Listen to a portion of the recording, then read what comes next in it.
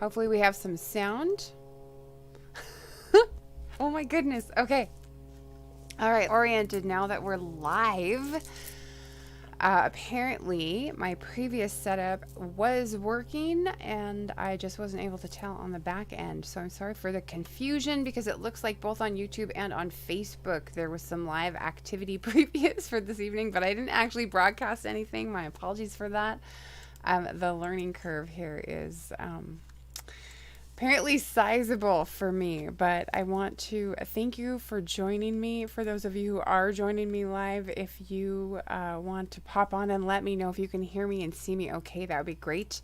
I'm going to get some chat windows set up here and I'm going to get my notes in front of me so that we can get started. But thanks everyone for your patience, partly with the fact that we delayed a day. It's supposed to be live yesterday and I had to reschedule it for today. And then also in that we're getting a late start because technology, and oh my goodness, I don't know what it has been about this switch from live broadcasting from my phone directly to actually using software and platforms and services that has been kind of challenging this year. So thank you for bearing with me. Thank you for your patience.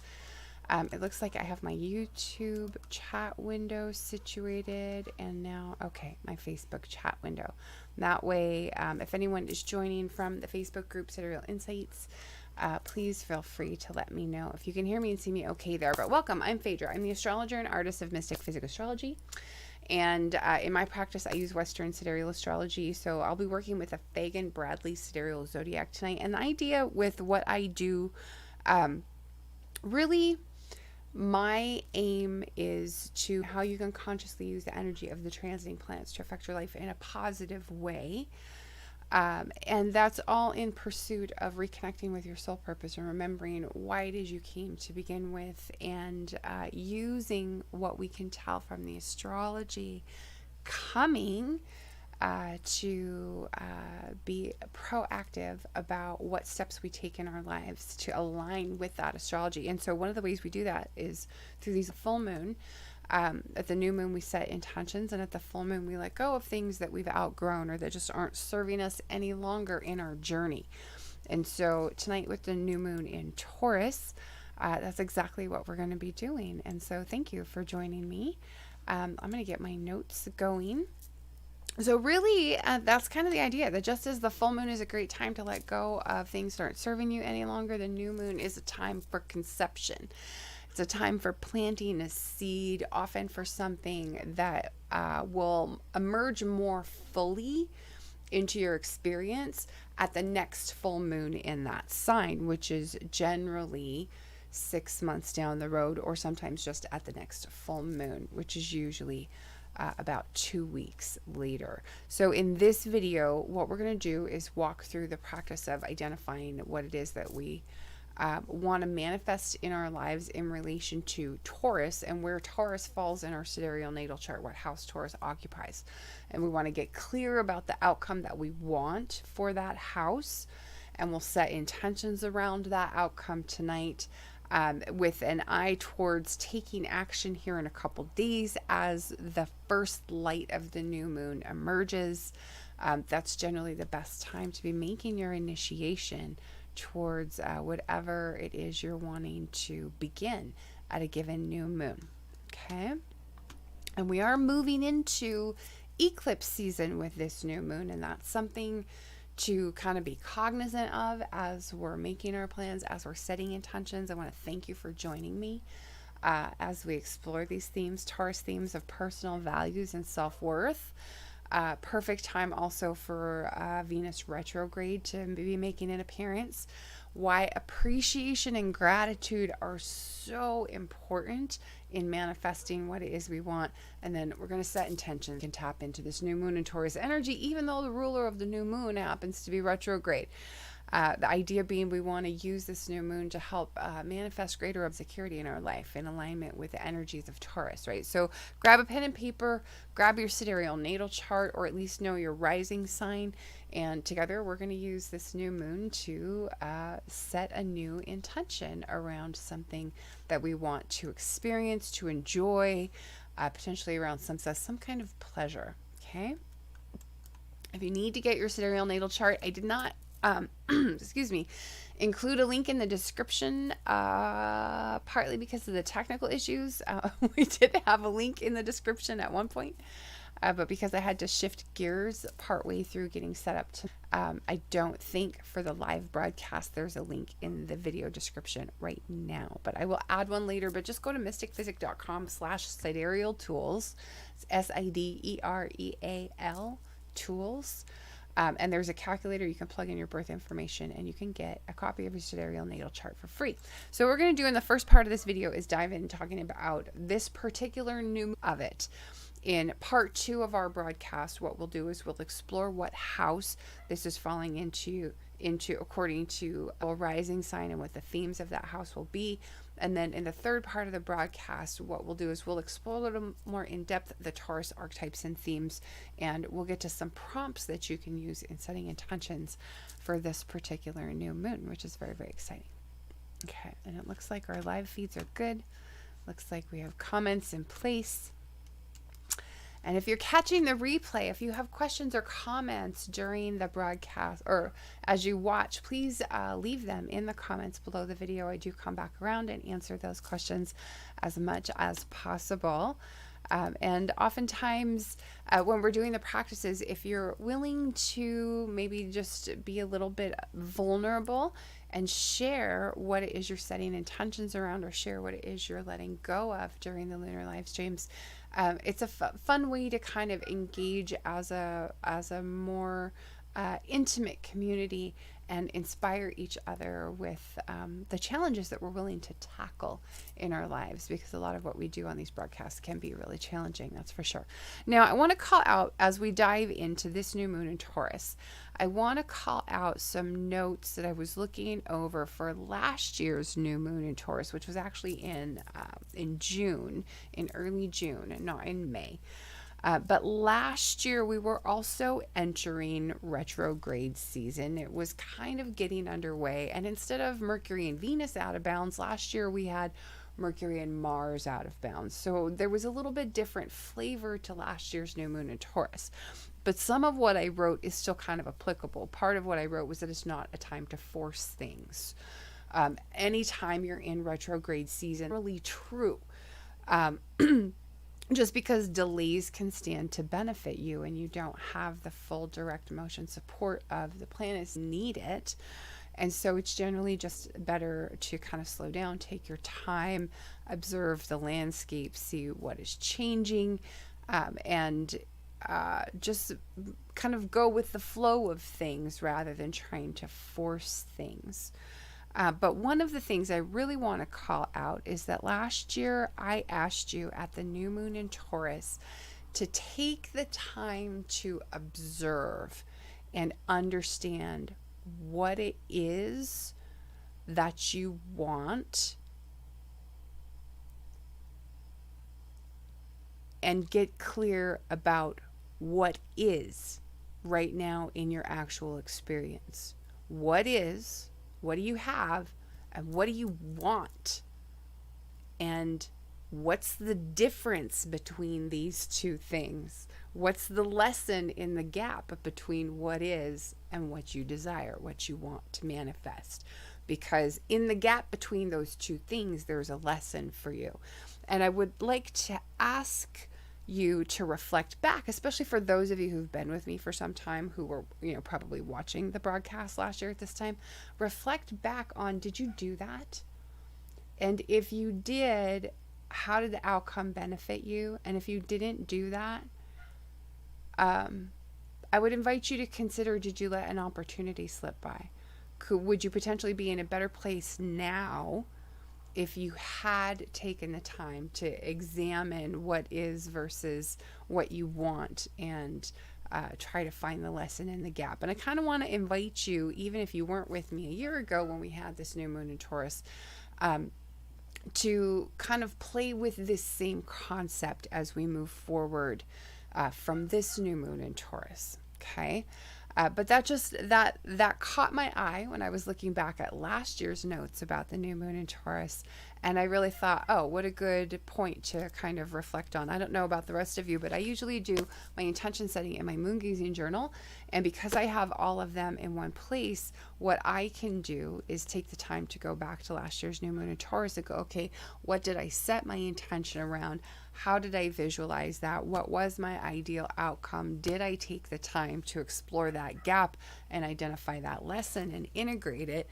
I would encourage you, if you don't keep your intention settings in a notebook, find a notebook and dedicate it just for that task, because then you're able to go back and do these kind of look backs and examine, have you come as far as you wanted to? Have you made the progress that you were hoping for? Have you been engaging with the work, right? Those are all good questions to be exploring. With this new moon in Taurus, let's kind of set the stage. Excuse me, for the transits that we have going on right now. We have Mercury in Taurus since May 9th. And Mercury in Taurus is an opportunity to really give voice to your desires and to really state your priorities, especially around what it is you really want, right? This goes back to the question, or the conversation around being clear about what is and being clear about what it is you really want and what's the gap between those two things.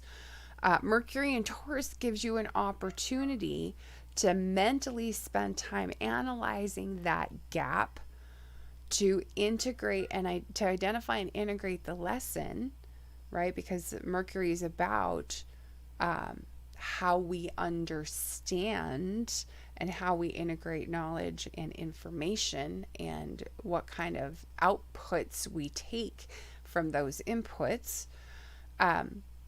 So use Mercury and Taurus in this way. Do that exercise and then use Mercury's transit through Taurus as that opportunity to really give voice to your desires. Now, Mercury is going to be out of bounds for a good chunk of this transit. He went out of bounds May 16th. It's going to be out of bounds until June 10th. We have Venus out of bounds for just a few more days until June 1st. So Mercury, we've been talking about Venus out of bounds on the Sidereal Insights Astro Updates broadcast, and I would encourage you to maybe go back and catch one of the last two where we talk about that. If you need kind of a refresher on it, we'll touch on that a little bit further into the broadcast.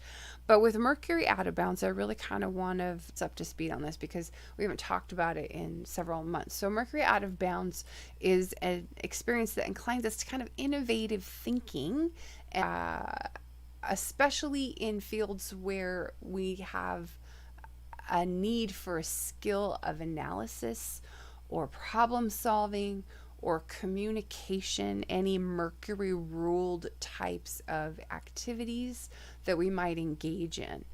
But on the flip side, with Mercury out of bounds, it's really easy for us to become obsessed with stories and attached with stories. Now, this could be stories in literature, it could be stories in film, like maybe you just something because it's just gripping you so much and you can't let go of the characters or the plot or something.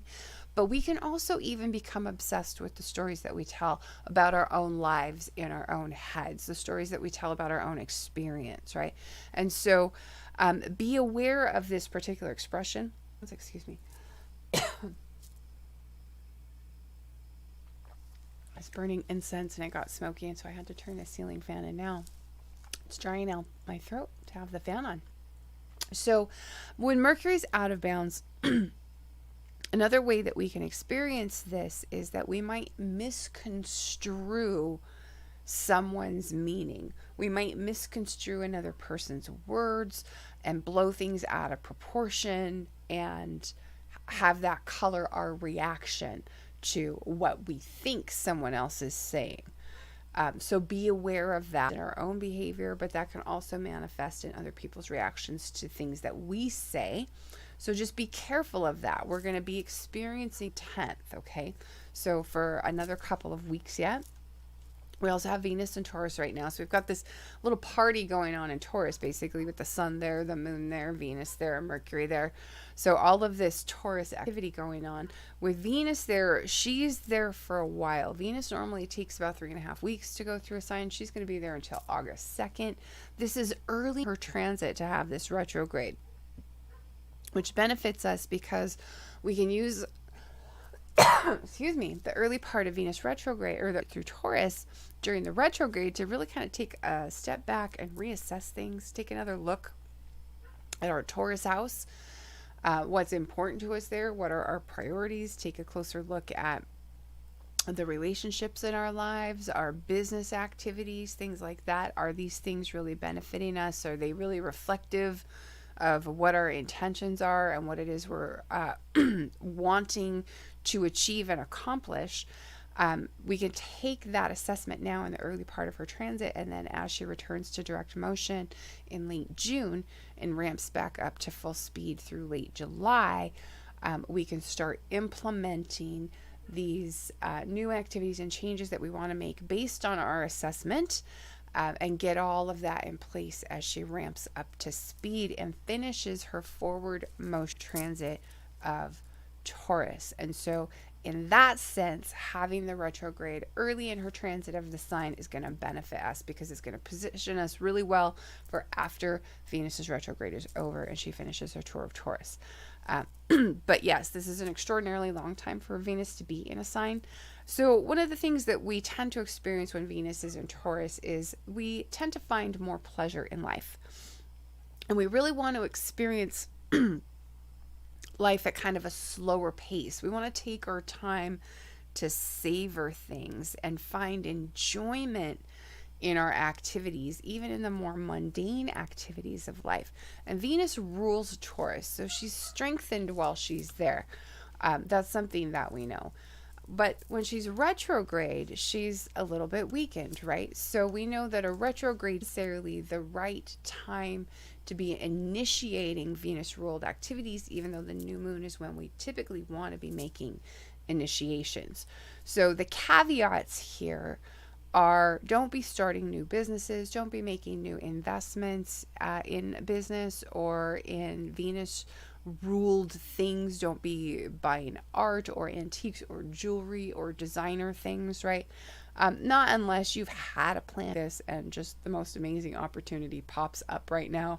If you haven't had something like this on your mind, just don't do it, especially with a new business opportunity. If it's not something in response to where we find ourselves in the world at this moment, that helps you pivot in your business and keep you profitable and relevant, if that's the case, go ahead and do it. But if you're talking about making a long-term change to how your business is structured or the strategy or plan that you'll be implementing, I would be using Venus's retrograde to be doing your due diligence around that and be formulating your plan and then implementing it once she goes direct, rather than trying to implement something like that right now. It's just not advisable. It's also, as I've said in previous broadcasts, not a good time for elective cosmetic surgery or major changes to your appearance. Stick with what you've been doing for now. Wait until Venus is over. Otherwise, there's a risk that you won't be happy with the results, and no one wants a bad haircut, right? We all hate growing out a bad haircut. And I did say on past broadcasts, there's a chance sometimes when Venus is retrograde that we can reconnect with past lovers. It can also bring up relationship issues if there's ongoing issues in a relationship that we haven't been dealing with, or if there is an issue that we just haven't identified yet. Sometimes that can come up during Venus retrograde. But really, the important way to use a Venus retrograde transit is to really get clear about your priorities. Use this time to reevaluate and reassess your priorities, your values, your personal values, your relationships, if you have a business or business ventures, business partnerships, especially around your career. It's really time to get clear on what's truly, truly important to you and what isn't. And look for those things that you need to let go of or clear out, which represent values that you no longer hold, or things that are no longer important to you, or valuables that you might be ready to cash in or sell off because they've served their usefulness to you. But I would advise you, if you do have valuables that you're ready to cash in or sell off, wait until after the retrograde to actually do the selling if you can, just so that you don't end up having to take an unnecessary loss on something. If you're needing the cash right now, that's one thing, but if you're not and you can wait to divest, that may be the best thing for you to do. So another thing I kind of want to call out with this new moon is that we have this Venus conjunct Mercury, Venus square Neptune, Mercury square Neptune activity going on, all happening right Well, the Venus square Neptune aspect became exact on the 20th, which is just a couple days ago. And what is significant about this is that it's also the same day that I was calling out as a day for you to watch if you have a personal planet or a point in your chart at 5 or 6 degrees of Gemini, or if you have Gemini Sun or Gemini Rising, or if you have a birthday between June 15th and June 25th, because if you fit any of those 3 criteria, you're going to be directly affected by the new moon solar eclipse in Gemini June 21st. And that eclipse is active, or was active 2 days ago on June 20th when Venus squared Neptune. Now, this Venus-Neptune square is also still active while we have the new moon going on, and Venus rules the new moon. And what's come into play since the 20th is that now we have a much tighter conjunction between Mercury and Venus taking place today, and that also places Mercury square Neptune right at this new moon in Taurus. So we have Mercury and Neptune brought in. And we all know that Neptune can describe disappointment. Neptune can describe where we're suffering from kind of a disillusionment. Neptune is about escapism, where we don't want to face reality. Neptune can be about deception and people lying to us, and lies that we've told other people, or secrets that we're trying to keep, right? And we all know that eclipses can reveal information. So we have the eclipse degree active. Just be aware of that as we move through this new moon. And be aware that there's a risk of disappointment, disillusionment, a bubble being burst, a deception or some sort of secret coming out right now, or in relation to the outcome of whatever is begun at this new moon. The other thing I want to call out is that this could be a time, as we're entering eclipse season and getting underway with retrograde season, with this new moon, it could be a time where we find ourselves going back on a commitment, or learning we hadn't, say about a person or about a situation or about an event. It could trigger disorders around love or partnership or even business. And it could trigger some kind of renegotiation of terms. And whatever issue arises at this new moon, for those of us who may be affected by this new moon, whatever now could also potentially resurface in late July around the 27th. So put a pin in that date, mark that date on your calendar, and pay attention to what happens at this new moon, because events could be significant and the same theme could reappear around July 27th, which is right around the time that Venus leaves the shadow of her retrograde. But what happens July 27th is we also have Venus re-engage this square with Neptune after she's returned to direct motion. We also have Mercury tied up in activity that's going on the 27th. So I just want to call that out. What's going on now for folks who have something significant going on in conjunction with this new moon in Taurus, or with the new moon solar eclipse in Gemini, just know that something else could be coming up later around this issue. Watch that July 27th date for that to resurface. And I would also invite you, I'll put links for these in the video descriptions once the broadcast is over. I would really recommend, if you haven't watched yet, check out the June and July 2020 eclipse season video that I just recorded a couple weeks ago. That's going to give you critical degrees, dates, all the information that you need to know for the coming June and July eclipse season.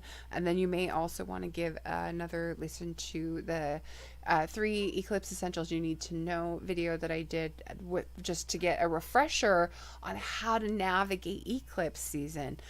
Eclipse degree is active right now during the new moon for some readers, and as we come through the next series of full moons, that'll be true as well. And then also just kind of a final point to call out, just because you haven't watched these eclipse videos yet, and I would want you to be careful. No ultimatums at eclipse time. Ultimatums tend to backfire. They tend to, we wanted them to. So I would encourage you don't issue any ultimatums right now as we enter into eclipse season, getting into full swing. And I explain why in that eclipse video, 3 eclipse essentials you need to know. So I'd encourage you to watch that. So that really wraps it for talking about this particular new moon and the astrology of it, what we can expect, the energy, how it'll play out. Hi, Nina. It's good to see you with us. If you missed me going over any of the new moon activity and you have questions, please holler. We're about to move into a discussion of what house this is falling into for each of you according to your sidereal rising sign. So this is where you're going to want to know your sidereal natal chart and what your sidereal rising sign is as we dive in. For those of you who have Aries rising, of course, this will be second house new moon. That has to do with wealth and possessions and movable assets, money that you earn from the work that you do every day, and expenses. Venus rules all those things too, right? Because Venus, of course, is the natural ruler of the second house. So all this lines up perfectly if you happen to have Aries rising, or if you have Aries sun and you're doing this with your sun sign. What I want to call out, and I like to call this out for every sign when it has its second house new moon, making an initiation, the new moon in your second house that leads you towards increasing your income, adding to your income, whether that's starting a side hustle or needing a way to set up some sort of passive income stream for yourself, or even asking your boss for a raise. These types of activities, or or a promotion, or seeking another job, if the astrology for you is supportive of that, these types of activities, if you take them during a new moon in your second house, you really set yourself up for something favorable down the road. Because 6 months from now, you're going to have a full moon in your second house. And at the full moon, what happens is something goes away, right? Something reaches its fruition and then kind of expires from our experience.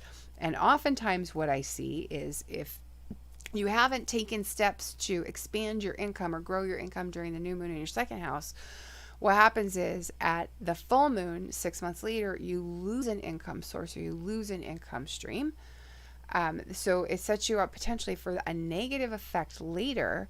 Whereas if you take the steps to make your initiation to boost your income or add to your income in some way during a second house new moon, you set yourself up for that to be reaching fruition at the full moon. And what happens is 6 months later, you're starting to see this actually pay off, and you're farther ahead financially rather than potentially facing a set. And then what happens is, even if you do lose an income source at the full moon, you've taken steps to help offset that because you looked ahead, you saw when the cycles were going to happen. Everyone has a new moon in their second house at least once a year. So you should be doing this activity at least once a year. And from a financial perspective, as someone who used to work in the finance industry, that's just good advice. That's just a good habit, a good practice to be into. So I'm going to get off my soapbox on that, but I really want to encourage you, if you're someone who has Aries rising right now, take advantage. I know Venus is retrograde, but that doesn't mean that you can't still find a way to leverage the energy and put it to use for you. Now, if you have Taurus rising, this is your birthday new moon. And with your ruler retrograde, in a way that kind of sucks. And so I apologize. I have a little brother who actually has Taurus rising, who's had a birthday just recently. And so he's kind of seeing the playoff of that this year. This retrograde Venus basically affects your entire coming year if you're having your solar return right now. Because what that means is that you'll have retrograde Venus in your solar return chart. And what that means is that this effect that we feel of how Venus retrograde expresses differently than Venus when she's direct, that type of energy is going to color your entire year pretty much if you're having your solar return right now. So I want to highlight an important thing to know. That's an important thing to understand and anticipate as you move through the coming 12 months, as you move into your own new year. Just because it can affect the decisions that you can make, it can affect the plans that you want to make, just knowing that your ruler is going to feel retrograde for much of the year. Now, the other thing that means is this is probably not a good time to be making changes to your appearance. Usually when you have a new moon in the first house, especially when Venus is transiting your first house, that's when we would normally encourage you to do something to spice up your look or your wardrobe, or try out a new hairstyle, upgrade your appearance in some way. I wouldn't recommend that right now with Venus retrograde. So you kind of lose that opportunity this year if you have Taurus rising, which does kind of suck. However, retrograde can be a really good time to go back to old styles that you used to wear really well or that flattered you, or just move into kind of a more retro feel with your look. So don't hesitate to freshen things up by going to old looks, going to retro feels, going to more classic and traditional things. You can still leverage Venus, just don't be forward thinking with your Venus when she's retrograde in the first house. Okay. Now, if you have Gemini rising, this could be a 12th house full moon, and that's me. I've been feeling this heavily in my 12th, not full moon, a new moon, excuse me. I've been feeling this heavily. I don't know how the rest of you with Gemini rising are feeling it, but I would be curious to know in the comments. Nina says she has Sun in Aries. Nina, good. Hopefully you'll take my mini lecture to heart about, you know, doing something to boost your income right now, because it can be a really, really good time. And especially, here's the interesting thing with Neptune tied in, to kind of circle back around to that conversation. Neptune, some of the more positive and interesting and creative expressions of Neptune have to do with things like film and theater and photography, anywhere where you have the opportunity to create a fantasy or an illusion. And so if you have a skill or a talent in an area like that, where you can play with this idea of illusion, where you can tap into film or video or photography in some way, that to kind of boost your income, that could be a really great way to tap into this particular new moon energy if you have Aries rising. I don't normally get into that much detail on the broadcast, but since you have Sun in Aries and we're talking about that, you could do the same exercise for your sun sign and do this for your solar second house, because you have Sun in Aries, and that way you get like extra bang for your buck with this particular new moon. Okay.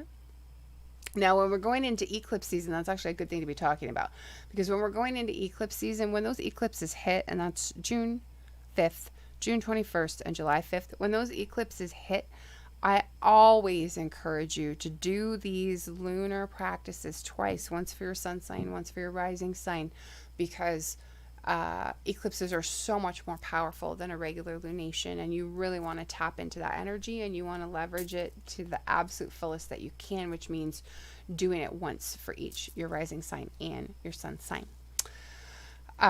So yes, Gemini, 12th house, we were talking about this. The 12th house has to do with activities that you do behind closed doors. It has to do with things that you do in seclusion or solo projects, not team projects. The 12th house also has to do with your unconscious mind, your unconscious beliefs, highly personal projects or private projects, your spiritual practices, your meditation practices, and of course, institutions of seclusion as well. So this would be a time where you could start, if you have Gemini rising, say for instance, you could start a new meditation practice or some sort of new spiritual practice or spiritual exploration. That could be a way that you could use a 12th house new moon. For Cancer rising, this will be an 11th house new moon. So that has to do with friends and organizations. It has to do with your deepest held hopes and dreams. And so I always love encouraging folks with a new moon in the 11th house to do something to make an initiation towards a long-held hope or dream of yours. And I would say, especially with Neptune tied up in this, if there's a way that you can tap into those same type of fantastical or elusive or nebulous qualities that we talked about related to like film or theater or photography, those could be good avenues if you have hopes or dreams around, you know, film or photography or theater, or around, I would say, exploration, spiritual paths, spiritual experiences. You could tap into that as well. You could also tap into, where was I going with that? I just lost it. If it comes back, we'll circle back around. Had to do with Neptune and how Neptune expresses right out the brain.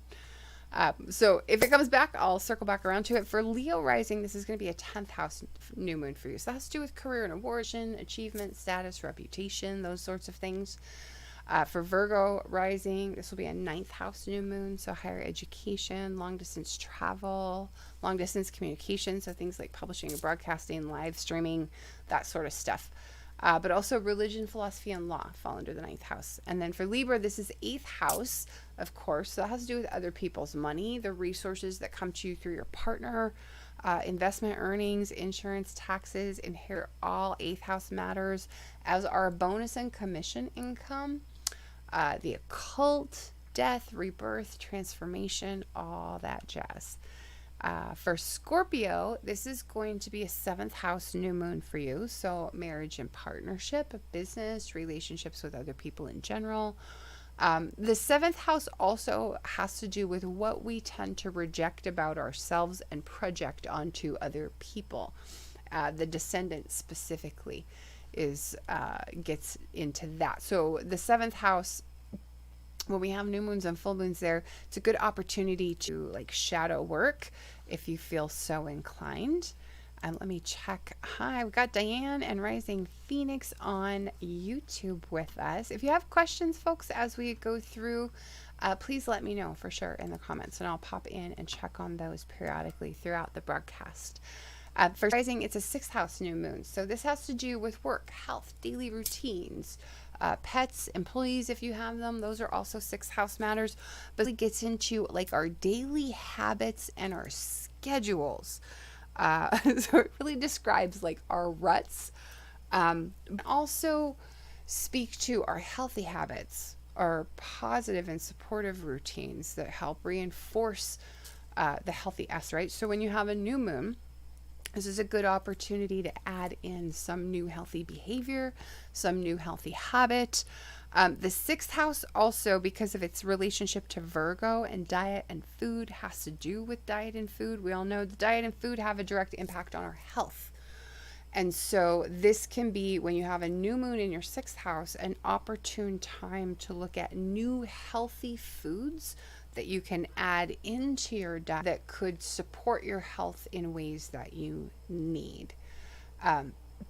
So if that's you, if you have Sagittarius rising, consider that.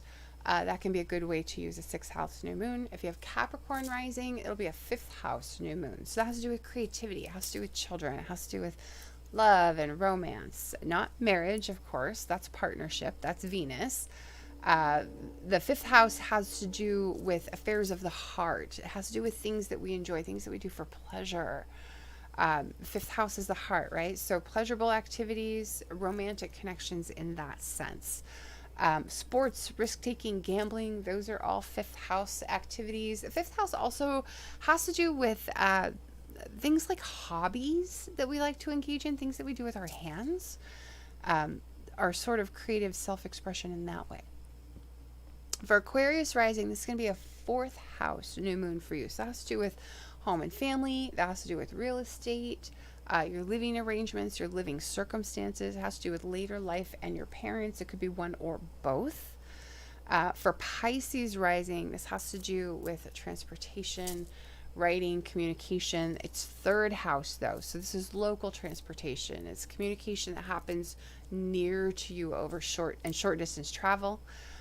Childhood education is usually governed by the 3rd house, but also our mental activity and mental matters are stimulated at 3rd house transits. 3rd house also speaks to siblings, extended family, things like aunts, uncles, cousins, and your neighbor, people who live nearby to you, and your immediate environment. Okay, so that's for Pisces rising. If anyone joined late and already covered what house this was falling into for your rising sign, just let me know what your sidereal rising sign is in the comments, and I will circle back around and kind of refresh. And then in the meantime, what we'll do is we'll move into the 3rd part of our conversation. So what we're going to do now is talk about Taurus archetypes. We're going to explore Taurus archetypes in more depth. We're going to explore Taurus themes, and then I have as you choose what it is you're setting your intentions around for this new moon, I have some prompts if you don't already have an idea that you can some inspiration around what it is that you want to initiate with this new moon in Taurus. But let's talk about Taurus. So Taurus is fixed earth, right? So this is steady, solid, stable energy. It doesn't want to move, right? Especially once it gets settled. Taurus is symbolized by the bull. And we think of a bull as being stubborn too, right? This is the archetype of the builder.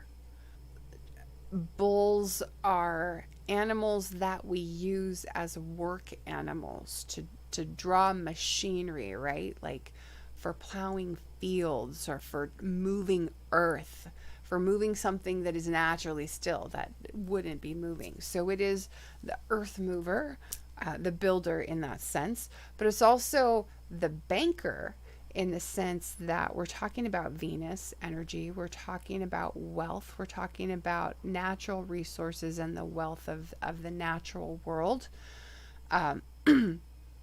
And so very much the wealth of the natural world can manifest as things like gems and minerals, right? Precious metals, things that we might take out of the earth. The banker, the nature lover, the hedonist, these are other expressions of Taurus. The musician, so think very Venusian type themes, especially around harmony or pleasure or enjoyment, sensuality. But when I say sensuality, what I mean here is what we experience through our senses, how we interact in our body, our meat suit, right, into the material physical plane, and what comes up at that moment where our meat suit meets the physical world through, say, the act of eating and tasting something, or smelling a particular smell, or feeling a texture like a fabric or hair, or the way someone's hand feels on our skin. So it has to do with senses. So when we say that Taurus is sensual in that we mean sensual as in the five senses: see, sight, sound, smell, taste, touch, that sort of thing. Now let's talk about some other keywords and themes of Taurus too. Materialistic is a common keyword for Taurus. Sensual, again, we already talked about that a little bit. Indulgent, lazy, argumentative, stubborn. Those can be maybe some of the more negative expressions of Taurus. That stubbornness, that laziness, the bullheadedness, the argumentativeness. Those can be positive in certain expressions, but they can also tend to hold us back at times if we're not careful, right? But what about some of the more positive expressions of Taurus? How about Taurus's patience and loyalty? Has a very enduring quality, right? Taurus is very tranquil and also very abundant type of energy. And so this is what I would encourage you to kind of look at, where you can tap into the more qualities of a sign during the new moon in that sign, just to activate them and bring them into greater expression in your life. The full moon, take the opposite approach, where you explore the more negative tendencies and expressions of a sign, because all signs have them, the lower vibration expression of that sign, right? And so at the full moon, you look at where these manifestations might be coming up in your life, and you look at how you can release them and let go of them, because it's the negative expressions that tend to hold us back, that tend to not serve us in our goals and dreams and ambitions. Okay. So for the new moon, let's focus on the more positive aspects, that patience, that enduring quality, the loyalty, the tranquility, the affectionate nature, the abundant nature. As part of the Taurus Scorpio 2nd and 8th house axis, Taurus speaks to our personal values and our sense of self-worth. And these are both incredible areas for doing inner exploration right now, potentially for doing some shadow work right now, but especially for doing some deep diving and digging and doing some of the uncomfortable inner work and getting clear, because Venus is retrograde. That's the best way to use a retrograde Venus during her new moon, is to just turn inward and do the reflective work because she could really shine a light right now on areas where we may be struggling with issues of self-worth, or struggling to uphold our own personal values, either through the way that we live our life or through establishing and maintaining boundaries in our life, potentially with other people, right? Taurus is also about security seeking, comfort seeking. And so this is where I kind of want to explore this more kind of negative side of Taurus, where we risk getting into this self-indulgence, we risk getting into kindness, the stubbornness. We get stuck in a comfortable rut, and we don't want to get out of that comfortable rut because it's comfortable. But what happens is too much security seeking leads us to stagnation. It leads us to a place where we can no longer grow. It leads us to decadence, right? That's one of the negative expressions, I think, of Venus, is potentially going too far towards decadence. So we need to be aware of getting too comfortable. Discomfort leads to growth. And so sometimes we need to be willing to embrace the discomfort, even if it seems like it might be painful, even if it seems like it might be difficult. Discomfort can really push new territory where we have the opportunity to reap even greater rewards. And they may be rewards that we really just don't have or any way to conceive of from our current position. So be aware of that. Be wary of getting too comfortable. And don't let the idea of discomfort keep you from a path or from a course of action. Beware of boredom. Because Taurus is sensual, Taurus needs to have senses stimulated, right? But seeking stimulation out of boredom isn't healthy, typically. So beware of that as well, this tendency towards boredom and stimulation seeking, to have those senses stimulated. But just make sure that you're looking to have your senses stimulated in healthy and proactive ways. I would say especially really backfire on you right now while Venus is retrograde, so just be aware of that. Now, appreciation and gratitude, let's talk about those a little bit as well. So I like the topic of appreciation when we're speaking about Venus, because Venus rules money, and we also talk about appreciation a lot when it comes to money and our investments, right? Appreciation, it really means the same thing, whether you're talking about an investment appreciation and appreciating in value, or something like that. And our appreciation of things in life, people who are important to us, experiences, memories, those sorts of things. It's the same human nature, this concept of appreciation. And it is a reflection of what we value, what's important to us. Okay. And so really,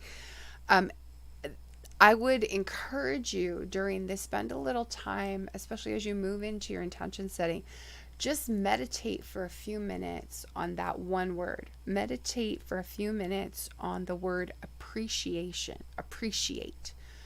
And what does it really mean in all of its different expressions, and how are all of those meanings related and reflective of what Venus is here to teach us with her true nature? And is such a critical and important part of Venus's lesson. And appreciation and gratitude can open you to manifesting what you desire even faster by putting you in the emotional state of having already received it. And that's a practice that can benefit you every new moon when you go into your intention setting. Stepping into that place of appreciation and gratitude as you do your visualizing, as you are writing out your intentions, experiencing, calling up that feeling of appreciation and gratitude as you're taking your first actions towards what it is that you want to manifest, it'll be powerful. And so what I want you to do tonight, grab your pen and paper. I'll recap these prompts for anyone who might be joining late. But what I want you to be thinking about as you are moving into your intention setting is, have your values and priorities, is your life still in alignment with them?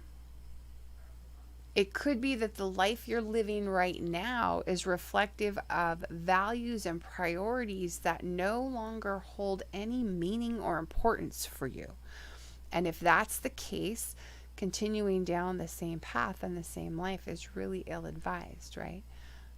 It's probably time to be thinking about making some changes. And those changes really should be geared around, what is it that you truly desire right now? For where you are at this point in your life, what is it that you really want with your life and with your future? And what changes do you need to make to set you on that path? What ideas do you need to challenge around your own self-worth? How can you see those ideas in a new light? So this is also a place maybe for some contemplation or some meditation. What new ways can you honor your own contributions? How are you maybe undervaluing your own contributions? What new beliefs about your own value and the value of your own contributions can you invite into your life? This would be especially good for someone like me with Gemini rising, where you're working with the unconscious mind and unconscious beliefs, to be thinking about what new unconscious beliefs you could be cultivating in yourself based on what your values are now and your own self-worth. What new beliefs can you cultivate with this new moon through things like affirmations, through things like meditation, or hypnosis? Those are all incredible tools for training your unconscious mind in a new direction. And I encourage you to tap into them. What ideas do you need to challenge around your own self-worth? All right. So if you were to do this, if you were to challenge those ideas, if you were to honor your own contributions or see them in a new light, or cultivate your own value or self-worth, how will this reinforce or reflect your values as they are now? Or how will you live your values in the manifesting of it? What new values can you honor through whatever initiation you make with this new moon? And then I would encourage you to create an affirmation around that, especially for doing self-worth work. The affirmations can be huge for supporting self-worth work. Mirror work can be huge for self-worth work too. So if self-worth work is something that you're going to be undertaking for yourself tonight with this new moon, grab a mirror, do some mirror work along with it. That can be really powerful. So what I would encourage you to do, grab your pen and paper, write down your intentions around what you want to manifest. Be as specific as you can. Specificity helps. It can help to visualize it in as much detail as you can, and write down those details. And then what I encourage you to do is visualize it as if you are living it right now. So whatever this thing is that you want to manifest, visualize it as if you were living it right now, and call up in your body the way that it would make you feel to have what it is you want in this exact moment. What would the emotional state feel like? Would it be joy? Would it be excitement? Would it be gratitude? Would it be relief? What would that feeling feel like emotionally? But then also think about, what would it feel like to your physical body? What is this thing that you want? Is it something that you can taste? Is it something that you can touch, can smell or feel? Visualize those things too. Imagine those things too as much as you're able. And make genuine gratitude and appreciation part of what you are calling up in your body, And if you need to, use another sheet of paper or use the back side of the piece of paper that you have to draw out what it is you're visualizing. Okay, and then I invite you when you're done to share in the comments what your intention is, or to share the affirmation that you've written around what it is that you want to affirm for yourself as you're setting your energy in motion to manifest this stuff. I'm going to recap these prompts real quick, and then I'm going to dive in to my own intention setting. I haven't even thought about how I want to use not at all. I'll have to get creative. Okay, so just recapping the prompts really quickly. Have your values and priorities changed, and is your life still in alignment with them? You truly desire? What ideas do you need to challenge around your own self-worth, and how can you see these ideas in a new light? Basically, how can you transform them? What new ways can you honor your own contributions, and what new beliefs about your own value can you invite in? How will this reinforce or reflect your values, or how will you live your values in the manifest? New values that you've identified for yourself can you honor through the activities of this new moon, and create an affirmation around that each night. Okay, and let's see what it says in the moon gazing journal. So it says for today that the people of New Guinea believe that womanhood comes when the moon takes the shape of a man and sneaks into a girl's bed to make love to her. No, I don't screen these before we have our intention setting and our full moon releasing ritual. That's an interesting belief. The moon. I'm sure there's some sort of relationship to Menses in that belief. That'd be interesting to explore. All right, everyone dive in, grab your pen and paper and set those intentions, write those affirmations, and then in a few minutes we'll circle back around to share our intentions and our affirmations in the comments. Thank you.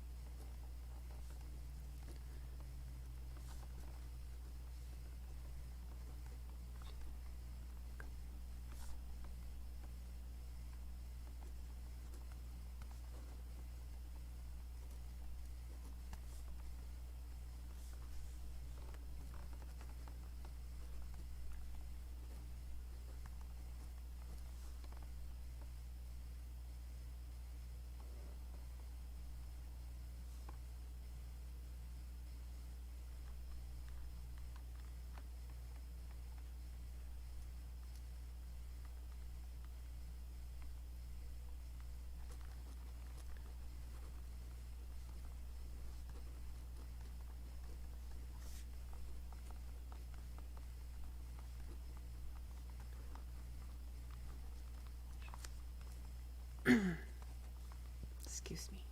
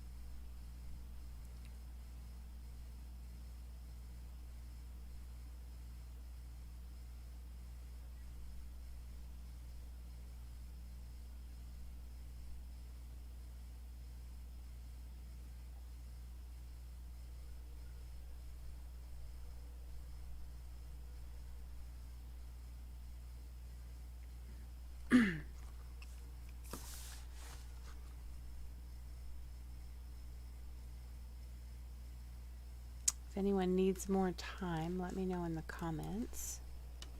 I was just wanting to think of an affirmation to use.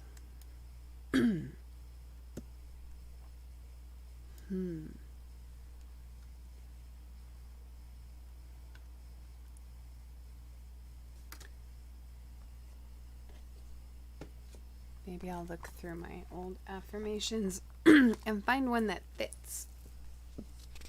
Right one, brand new. So here's what I wrote for my intention setting. I'm going to start with that, even though I don't have an affirmation ready. Affirmation later. I don't mind doing that. So here's what I wrote. I have Gemini rising. For me, this happens in the 12th house. So I wrote that it's my intention to use this new Taurus to explore my own inner beliefs in more depth about my own self-worth so that I may identify ways to support both building new beliefs and integrating new values. Basically to support building new beliefs around self-worth. And integrating any new values that I've identified that I have now in my life that I might not be living in full expression of, right?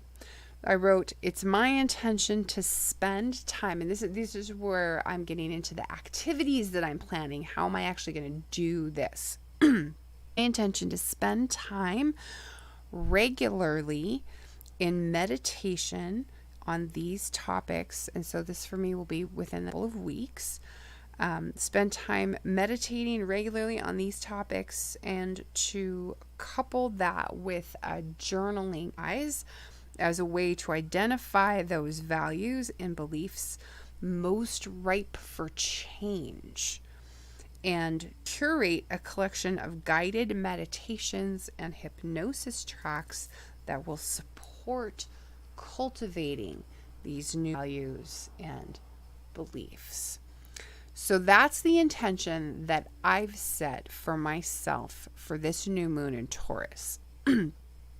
But as an example of what we're supposed to do with this exercise, is only partially complete.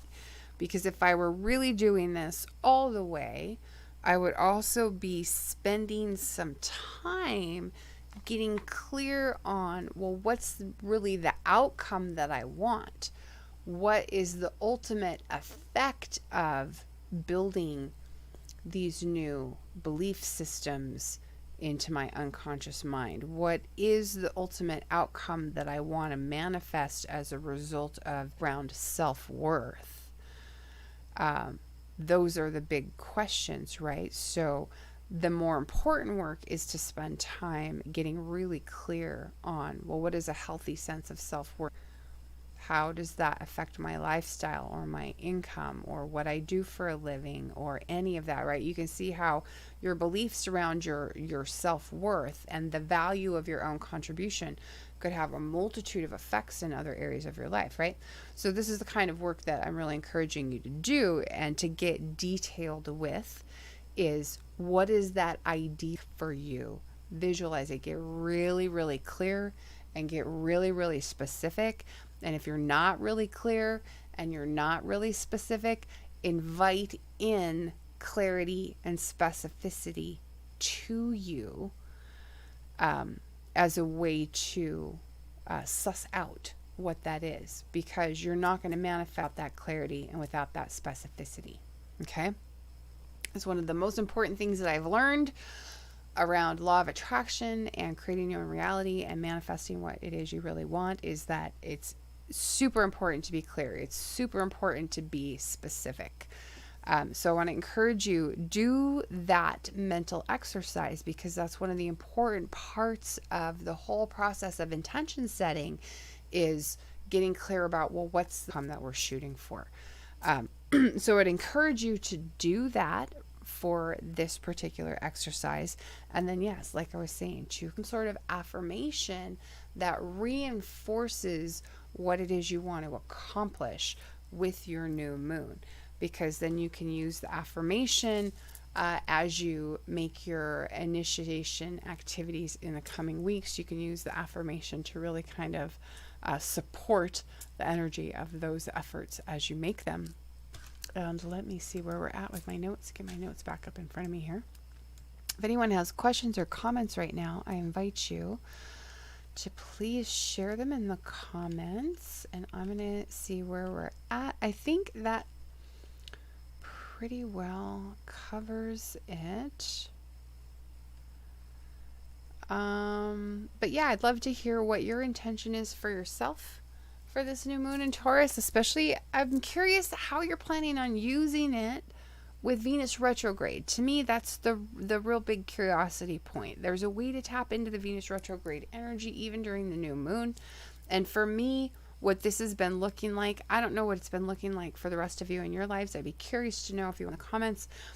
For me, with Venus retrograde, this has really been about self-care and self-love, especially with it being in my 12th house. It's going within and putting myself first, because that's not normal for me. I'm pretty typically other people and their needs first. But I've really been using this Venus transit through Taurus and Venus retrograde, especially to just time on myself, doing for myself, pampering for myself, taking care of myself, doing I enjoy. The other night I watched a movie that I hadn't watched in a really long time, and it was just like a junk food movie. It was just a popcorn movie, right? Like sometimes you just do that. But really, I would encourage you, especially for the inner work with Venus retrograde, that can be a really, really beneficial way to use a retrograde transit, especially at a new moon. I want to also encourage you, like I mentioned earlier in the broadcast, watch my latest video, the June and July 2020 eclipse season broadcast with the critical dates and degrees that you need to know. So in that broadcast, I cover the 2020 mid-year eclipse season. I specifically get into how to know whether or not you're going to be personally affected by any of three eclipses we have coming. Whether, excuse me, whether that effect is going to be challenging or easy for you to navigate in your life, and what dates you're going to want to keep on, not only during eclipse season proper, which lasts until early September or mid-September, but also for the whole coming 12 months. Because if one of these three eclipses affects you directly, you're going to feel it for a whole year. And so I give you the dates that you're going to want to keep an eye on for the whole coming 12 months if this is you. Want to watch that video? I will add a link in the video description after I hop off the broadcast. And I will also link to the 3 important eclipse essentials you need to know video, because that'll be a good one for you to get a refresher on how to navigate eclipse season before it gets too hot and heavy, which that's coming up here in about 2 weeks with our first eclipse, the new moon, the full moon, solar eclipse. I can't put any of this together. Full moon, lunar eclipse in Scorpio. I'm mixing up my 3 eclipses right now. That's coming up on June 5th. So we're getting close. It's getting down to the wire. please subscribe to the channel. If you've gotten value out of our video tonight and the practice that we've done, give it a like. That is always very helpful and supports the channel. And I want to invite you also to click on the notification bell so that you will be notified when I go live, because it's not always on schedule the way that we want it to go on schedule, and that way you'll know when I go live if you click on the notification bell icon after you subscribe. And I want to thank you all for watching, and to join me again next time. If you're new to the broadcast, thank you for joining us. And for those of you who've come back over the months and years, thank you for being our loyal watchers. And we'll see you in the next video. Bye-bye.